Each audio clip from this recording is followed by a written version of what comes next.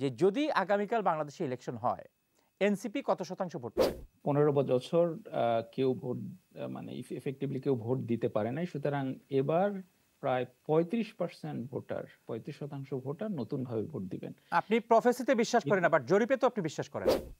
আপনার উত্তরের বেসিসে তাদের কনফিডেন্স গ্রো হতে পারে, আর আপনি যদি উত্তর না দেন তাহলে যেটি হতে পারে যে আসলে ইউ আর নট প্রিপেয়ার্ড।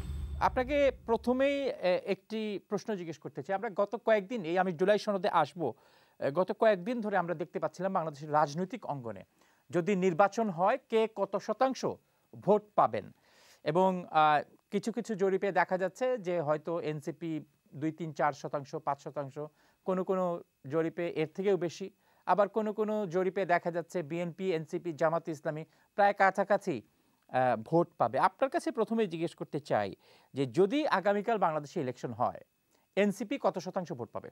এটা খুব হার্ড প্রেডিকশন।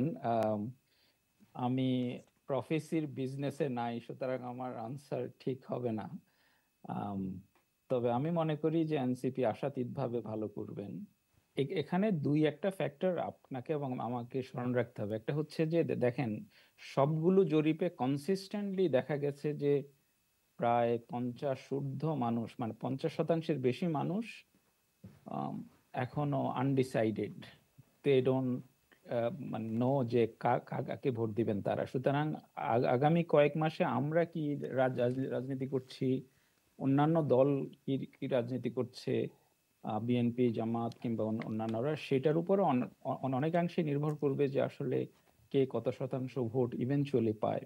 দ্বিতীয় আরেকটা factor you have to remember, আপনাদেরকে স্মরণ রাখতে হবে, সেটা হচ্ছে যে এই ইলেকশনে প্রায় 35% প্লাস ভোটার, 35% বেশি ভোটার তরুণ এবং প্রথমবারের মতো ভোট দিবে।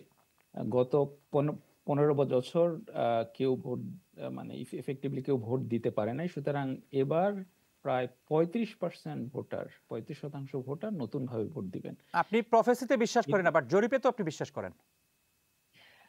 জরিপ আমাদের দেশে আনফরচুনেটলি বা দুর্ভাগ্যজনকভাবে আমাদের দেশে এখনো ক্রেডিবল, বিশ্বাসযোগ্য ওপিনিয়ন পোলের একটা ট্র্যাডিশন গড়ে উঠে নাই। সুতরাং যারা যারা করছেন, করার চেষ্টা করছেন, এই প্রচেষ্টাগুলোকে আমি সাধুবাদ জানাই, কিন্তু তাদের বিশ্বাসযোগ্যতা কি কতটুকু, এগুলো আসলে কয়েক রাউন্ড পরে, আপনাদের নিজস্ব কোনো ইলেকশন জরিপ আছে সাইকেল। কিনা যে আমরা আসলে এত শতাংশ ভোট পেতে পারি, বা আমাদের আকাঙ্ক্ষা হচ্ছে এত শতাংশ ভোট পাওয়া?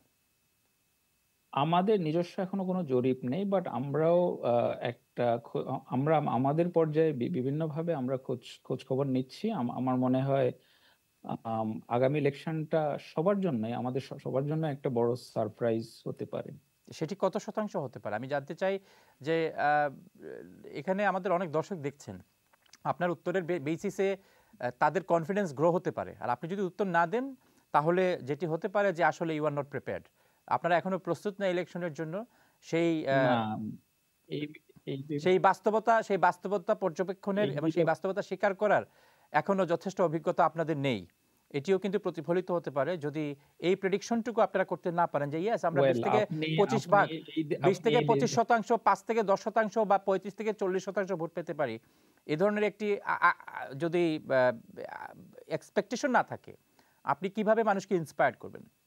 না, এক্সপেকটেশন বা প্রত্যাশা এক কথা।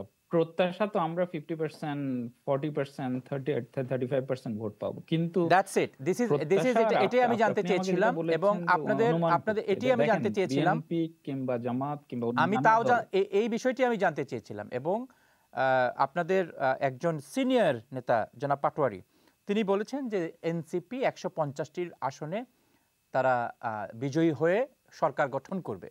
এ ধরনের একটি মন্তব্য তিনি কয়েকদিন আগে করেছিলেন, যেটি নিয়ে আলোচনা হয়েছে, তবে হাস্যরসও হয়েছে যে এনসিপি 150টি আসন পাবে। আমার প্রশ্ন আসলে তা না। আমার প্রশ্ন হচ্ছে এটি, আজকে নিশ্চয়ই আপনি বাংলাদেশের অন্তর্বর্তীকালীন সরকারের প্রধান ডক্টর মোহাম্মদ ইউনূসের নেতৃত্বে আজকে জুলাই সনদ যেটিকে আমরা বলছি, বাংলাদেশ সরকারের পক্ষ থেকে বলা হয়েছে, আজকে সেটি ঘোষণা করা হয়েছে এবং সবাই সই করেছেন। এখন আমি যদি এনসিপিকে বাংলাদেশের আপনাদের প্রত্যাশা অনুযায়ী 40% ভোটার কিংবা 50% ভোটার একটি রাজনৈতিক দল মনে করি, আপনারা যদি 150টি আসন পাওয়ার সম্ভাবনার কথা বলে থাকেন, তার মানে আপনাদের সেই সেই ধরনের রাজনৈতিক গভীরতা এবং জনগণের মধ্যে গ্রহণযোগ্যতার প্রশ্নে আপনারা অনেক বেশি কনফিডেন্ট। এটি বিবেচনা যদি আমি করি, আপনার কাছে কি মনে হয় এটি জাতীয় ঐক্যমতের যে সনদ হওয়ার কথা ছিল, আপনাদেরকে বাইরে রেখে প্রায় 40-50 ভাগ আপনাদের মতে যে 40-50% সমর্থকদের রাজনৈতিক দলকে বাইরে রেখে এটি একটি জাতীয় ঐকমত্যের যে সনদ, সেটি আসলে পুরোপুরিভাবে সফল হয়েছে? না, এগেইন আপনি দুইটা বিষয়কে কনফ্লিক্ট করছেন, মানে মিলিয়ে ফেলছেন। একটা হচ্ছে প্রত্যাশা কি, আরেকটা হচ্ছে আপনি যখন দুইটাকে মিলিয়ে একটা অনুসিদ্ধান্ত টানছেন। তো আমার মনে হয় বিষয়টাকে ওই রকম করে দেখার সুযোগ নাই। কারণ আমি আপনাকে যেটা বলতে চেয়েছি, অন্যান্য রাজনৈতিক দলগুলোর সাথে এনসিপির বড় পার্থক্য হচ্ছে এনসিপি একটা নতুন দল। এবং আমি আপনাকে দুইটা ফ্যাক্টর বললাম যে এই ইলেকশনে দুইটা ফ্যাক্টর, দুইটা নিয়ামক খুবই খুবই গুরুত্বপূর্ণ একটা ভূমিকা রাখতে পারে: ইয়াং ভোটার্স এবং আনডিসাইডেড ভোটার্স। এখন এনসিপি কত শতাংশ ভোট পাবে সেটা তো আমাদের সামনে এখন কোনো রেফারেন্স পয়েন্ট নাই।